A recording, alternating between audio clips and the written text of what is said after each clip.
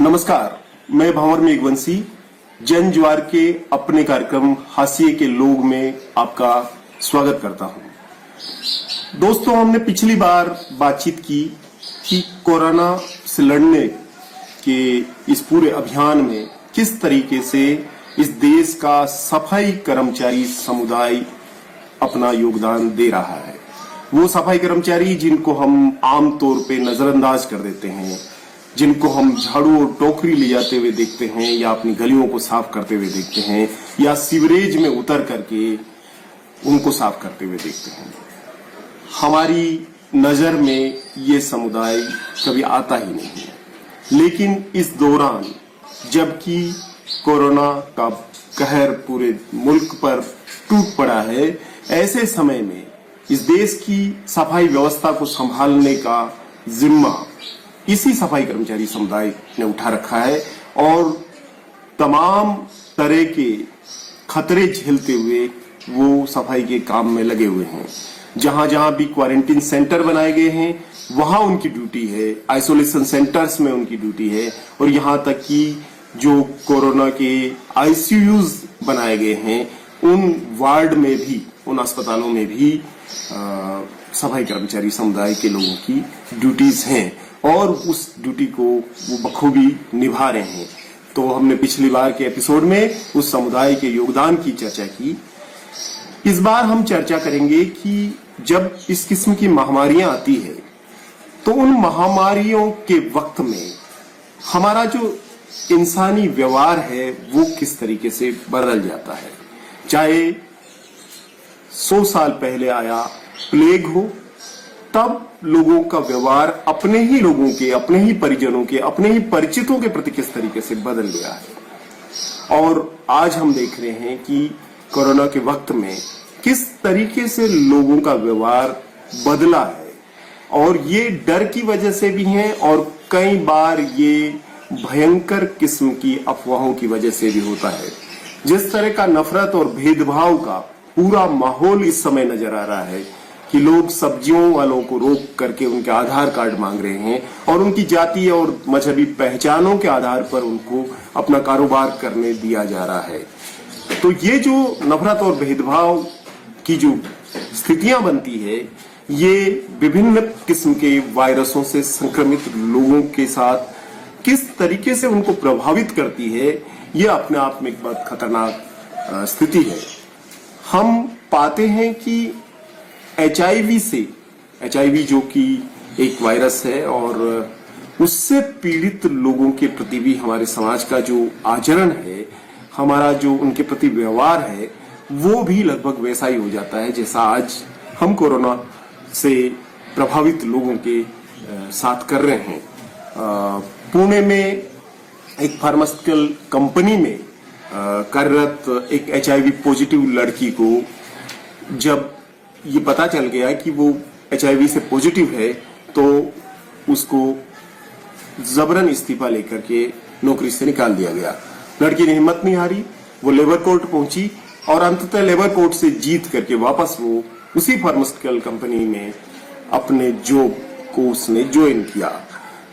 ये स्थिति कई प्रकार के लोगों के साथ है। फतेहाबाद का एक केस आया जहां पर भट्टू मोहल्ले में एक एचआईवी पीड़ित बच्चे को 5 साल 5वीं के इस बच्चे को स्कूल से निकाल दिया गया क्योंकि उसके एचआईवी पॉजिटिव होने की खबर स्कूल को मिल गई। हालांकि स्कूल ने इस चीज के लिए मना किया और उन्होंने कहा कि नहीं, हम बच्चों को पढ़ाने के लिए तैयार हैं। ऐसा ही बिजनौर के अस्पताल में एक एचआईवी पॉजिटिव महिला के प्रसव नहीं कराने की बात सामने आई और कई प्रकार देश के विभिन्न हिस्सों में एचआईवी से पॉजिटिव जो लोग हैं उनके प्रति भेदभाव के कई किस्से आते हैं। उनको मकान नहीं दिए जाते हैं, उनको जॉब नहीं दिए जाते हैं, उनके साथ सार्वजनिक स्थलों पर दुर्व्यवहार और भेदभाव की शिकायतें आती रही है। तो ये जो परिस्थिति है, इसको मद्देनजर रखते हुए भारत सरकार ने जो human immunodeficiency virus and acquired immunodeficiency syndrome रोकथाम व नियंत्रण अधिनियम 2017 की धारा 1 की उपधारा 3 में प्रदत्त शक्तियों का उपयोग करते हुए 10 सितंबर 2018 को इस अधिनियम को फिर से लागू किया गया, पूर्णतः लागू किया गया। और उसमें यह कहा गया कि कोई भी व्यक्ति जो एड्स, HIV पॉजिटिव जैसी गंभीर वायरस से ग्रसित है, प्रभावित है, उनकी गरिमा के साथ कोई खिलवाड़ नहीं होने दिया जाएगा। और ऐसे HIV पॉजिटिव व्यक्तियों को परीक्षण से पूर्व सूचना दिए जाने का अधिकार दिया गया। उनकी इस महामारी से पीड़ित होने की जो गोपनीयता है उसके अधिकार का संरक्षण की बात कही गई और उनके खिलाफ किसी भी प्रकार के भेदभाव को रोकथाम करने की पूरी बंदोबस्त किया गया, क्योंकि समानता भारत के संविधान में एक मौलिक अधिकार है। अगर कोई भी व्यक्ति HIV पॉजिटिव व्यक्ति से भेदभाव या उत्पीड़न करता है तो ऐसे आरोपी को 2 साल की जेल और 1 लाख रुपए का जुर्माना हो सकता है। ये पूरा व्यवस्था इसमें की गई है। एक रिपोर्ट के मुताबिक 2015 तक भारत में 20 लाख लोग HIV पॉजिटिव थे, जिनमें से 68,000 लोगों की मौत हो गई थी। ताजा आंकड़ों के मुताबिक भारत में HIV एड्स से प्रभावित लोगों की संख्या 25 लाख है। यह आंकड़ा विश्व में एड्स प्रभावित लोगों की सूची में भारत को तीसरे स्थान पर रखता है। HIV दुनिया की प्रमुख संक्रामक व जानलेवा बीमारी है। पूरे विश्व में लगभग 3 करोड़ 53 लाख लोग HIV पॉजिटिव हैं इस वक्त और विश्व के लगभग 33 लाख बच्चों को इस जानलेवा संक्रमण का असर पाया जा रहा है। एड्स एक ऐसी व्याधि है जो HIV विषाणु के संक्रमण से होती है। रोगी की प्रतिरोधक क्षमता धीरे धीरे घटने लगती है और फिर अंततः इनमें से कई लोगों की मौत हो जाती है। हालांकि ये बहुत जरूरी नहीं है कि HIV पॉजिटिव हर व्यक्ति एड्स से पीड़ित हो। बहुत सारे लोग HIV से पॉजिटिव हो जाते हैं कई कारणों से, लेकिन उनमें एड्स के लक्षण दिखने में 8 से 10 वर्ष का समय लग जाता है। एड्स भी अन्य महामारियों की तरह संक्रामक है और इससे निपटने का एकमात्र उपाय इसकी रोकथाम मानी गई है। भारत में HIV का पहला मामला 1986 में सामने आया। इसके बाद में ये पूरे देश में फैलने लगा। शुरुआत में एड्स के मामले यौनकर्मियों में पाए गए थे। 1990 की शुरुआत में इसमें अचानक वृद्धि दर्ज की गई और तब भारत सरकार ने राष्ट्रीय एड्स नियंत्रण संगठन स्थापित किया। हर साल 1 दिसंबर को विश्व एड्स दिवस मनाया जाता है और इस दिन विश्व भर के लोग इस महामारी के विरुद्ध एकजुट होते हैं और HIV पॉजिटिव लोगों के प्रति एकजुटता दिखाते हैं। भारत ने एड्स से निपटने के लिए 1992 में राष्ट्रीय एड्स नियंत्रण अभियान की शुरुआत की। इसका पहला चरण 1992 से 1999 तक चला, दूसरा चरण 2007 तक, तीसरा 2007 से 2011 तक चलाया गया और चौथा चरण 2012 से 2017 के मध्य चलाया गया। साथ ही एड्स मुक्त भारत अभियान भी शुरू किया गया। HIV की इस महामारी की रोकथाम पर काफी सफलता मिली है। इसके संक्रमण को कम करने के लिए एंटी रेट्रोवायरल थेरेपी ART काफी उपयोगी साबित हुई है।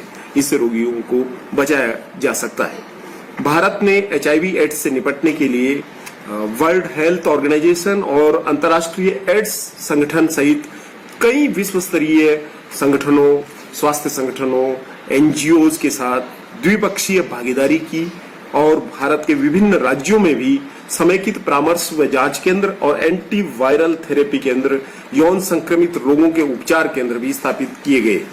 भारत ने HIV एड्स से मरने की संख्या में कमी लाने के लिए अपने सहस्राब्दी विकास लक्ष्य निर्धारित किए और MDGs में इसको शामिल किया। ये बहुत महत्वपूर्ण है कि वायरस प्रभावित लोगों को जितना रोग नहीं मारते हैं, उससे ज्यादा उनको लोगों की नफरत और भेदभाव मार डालते हैं। इसलिए बहुत जरूरी है कि महामारी के वक्त लोगों के साथ भेदभाव और घृणा का जो दंश है, उससे लोगों को बचाया जाना चाहिए। हमने एड्स जैसी महामारी पर इसलिए चर्चा की इस वक्त में, क्योंकि कोरोना से अभी हमारा देश और पूरी दुनिया लड़ रही है और इस दरमियान लोगों के साथ नफरत और भेदभाव के बहुत सारे किस्से सामने आ रहे हैं। ऐसी बातें सामने आ रही है जब लोगों को, जो किराएदार हैं, उनको मकान मालिक अपने घरों से निकाल रहे हैं, जो अस्पताल में ड्यूटी पर फ्रंट वॉरियर्स हैं, उनके साथ लोग दुर्व्यवहार कर रहे हैं। तो ये समय नहीं है। और जो लोग कोरोना से पॉजिटिव रहे हैं या जो क्वारंटीन सेंटर से अपने घरों पर लौट रहे हैं, उनके साथ भी इस तरह की दुर्व्यवहार की खबरें आ रही है। एक ऐसी खबर भी आई जहां पर एक कोरोना पॉजिटिव ठीक होकर के अपने घर लौटे और उनके साथ इतना पड़ोसियों ने और अपने गली मोहल्ले के लोगों ने दुर्व्यवहार किया कि उन्होंने अपने घर के बाहर ये मकान बिकाऊ है जैसा बोर्ड तक लगा दिया गया। लोग इस दरमियान अपने अनुभव लिख रहे हैं और वो ये कह रहे हैं कि हमारे साथ अछूत जैसा व्यवहार हो रहा है। मुझे लगता है कि इस देश की बहुत बड़ी आबादी बहुत सदियों तक अछूत जैसे मानी जाती रही है और आज भी मानी जाती है। उनके पूर्वजों ने, उनके पुरखों ने बहुत लंबे समय तक, सदियों तक ये जो अछूतपन है, अस्पृश्यता है, छुआछूत है, उसको महसूस किया है। तो छुआछूत को महसूस करना बहुत खतरनाक स्थिति है और ये व्यक्ति को जीते जी मार डालती है। तो हमें ये मानना पड़ेगा और हमें ये सोचना पड़ेगा कि किस तरीके से ये जो महामारी होती है, महामारी के वक्त में लोगों को प्रेम की जरूरत है, लोगों को आपके सहयोग की जरूरत है। तो कृपया उनके साथ किसी भी तरह का नफरत और घृणा और भेदभाव मत कीजिए।